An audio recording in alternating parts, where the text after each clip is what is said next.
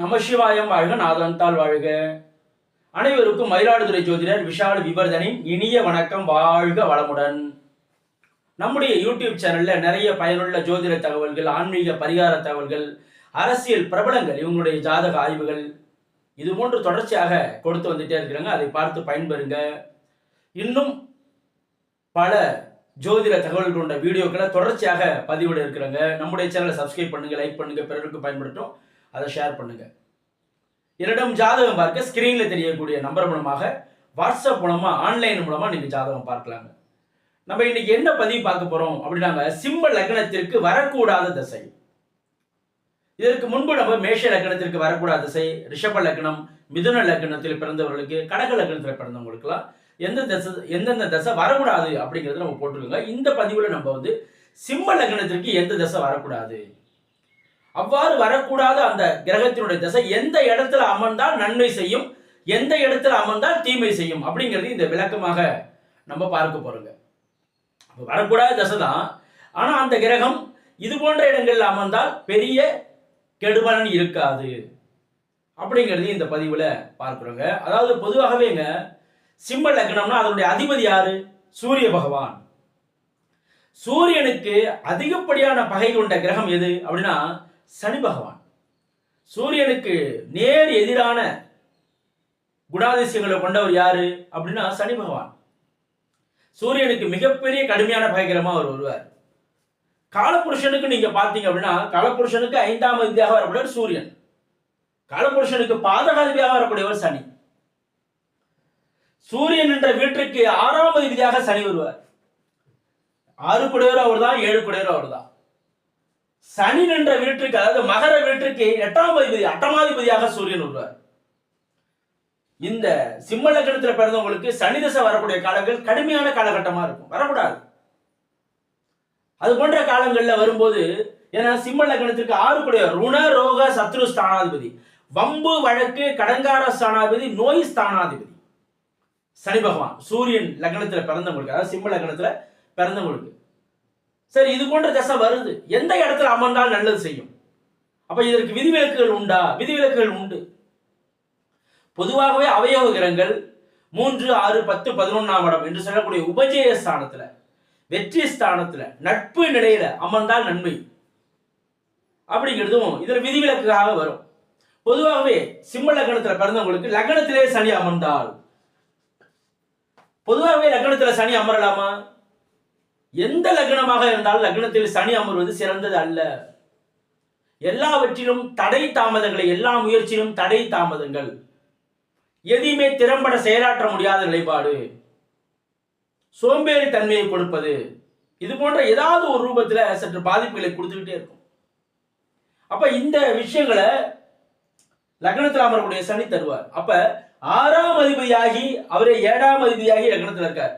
6ஆம் அதிபதி லக்னத்திலே வரும்போது என்ன செய்வாரு? ஏதோ ரூபத்துல நோய், வம்பு வழக்கு, கடனை கொடுக்கவே செய்வார். 7ஆம் இடத்தை சனி தொடர்பு கொள்ளலாமா? தாமத திருமண அமைப்பை கொடுப்பார்.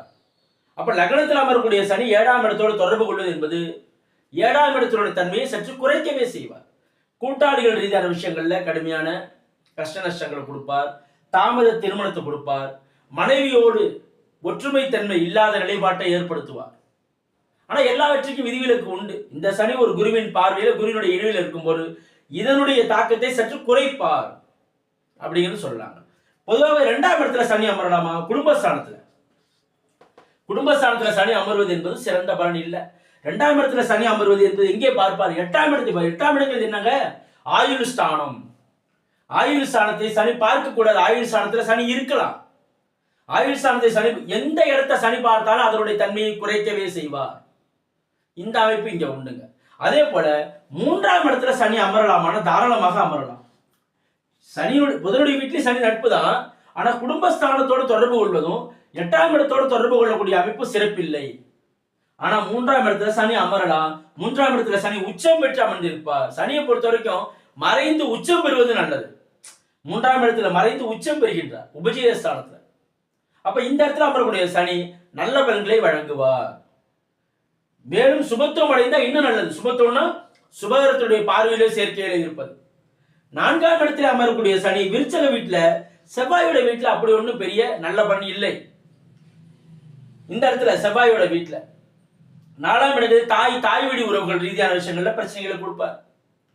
தன்னுடைய வீடு, வண்டி, வாகனம் இது போன்ற விஷயங்கள்ல கடுமையான பாதிப்புகளை தருவார். 4ஆம் இடத்தில் அமரக்கூடிய சனி நல்ல பலனை தரமாட்டார். 5ஆம் இடம் என்பது பூர்வீகம், குழந்தைகள், அதிர்ஷ்டம் இது போன்ற விஷயங்கள்ல தடை தாமத்தை கொடுப்பார். 5ஆம் இடத்துல சனி அமரக்கூடாது.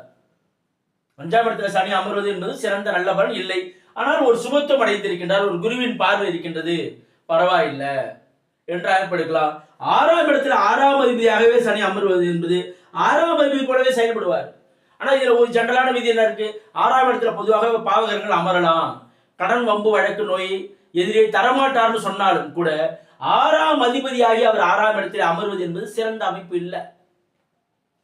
அப்ப 6ஆம் இடத்துல 3, 6, 10, 11ஆம் இடங்கள் அமரலாம்னு சொல்லக்கூடிய அப்பல 3ஆம் இடத்துல அமரலாம். ஆனா 6ஆம் இடத்துல அமர்வது நல்ல பலன் இல்லை. 6ஆம் அதிபதியாக செயல்படுவார். கடன், வம்பு, வழக்கு, நோயை தருவார். அப்ப இந்த விஷயங்கள் இங்க இருக்கிறது சிறப்பில்லை. 7ஆம் இடம் என்பது களத்திர ஸ்தானம், மனைவி ஸ்தானம், கூட்டாளிகள் ஸ்தானம், வியாபார ஸ்தானம். அப்ப அந்த இடத்துல அமரும் போது அதுல கடுமையான பாதிப்புகளை தருவார். அது அவருடைய தசாகாலங்கள்ல. 8ஆம் இடத்துல தாராளமாக சனி அமரலாம். குருவோட வீட்டுல இருப்பாரு. இந்த இடத்துல ஆயுள் கொடுப்பாரு. ஆனா மற்ற விஷயங்கள்ல கஷ்ட நஷ்டங்கள் கொடுப்பாரு. ஏன் அப்படின்னா அவர் பார்க்கக்கூடிய இடத்தை பாருங்க. சனி 8ஆம் இடத்துல அமரும் போது 10ஆம் இடத்தை மூன்றாம் பார்வையாக பார்ப்பார். 10ஆம் இடம் என்பது என்னங்க? தொழில் ஸ்தானம், ஜீவனஸ்தானம். அதனுடைய தன்மையை குறைப்பார். 2ஆம் இடம் குடும்பஸ்தானம், குடும்ப ரீதியான விஷயங்கள்ல, தன ரீதியான விஷயங்கள்ல போராட்டங்களை தருவார். அப்ப இது போன்ற விஷயங்கள்ல அவருடைய 3, 7, 10 இப்ப 10ஆம் பார்வை எங்க பார்ப்பாரு? 5ஆம் இடத்தை தாமத புத்திர பாக்கியத்தை தருவார். 8ஆம் இடத்துல அவருடைய சனி எங்க பார்ப்பாரு? 5ஆம் இடத்தை 10ஆம் பார்வையால் பார்க்கின்றார்.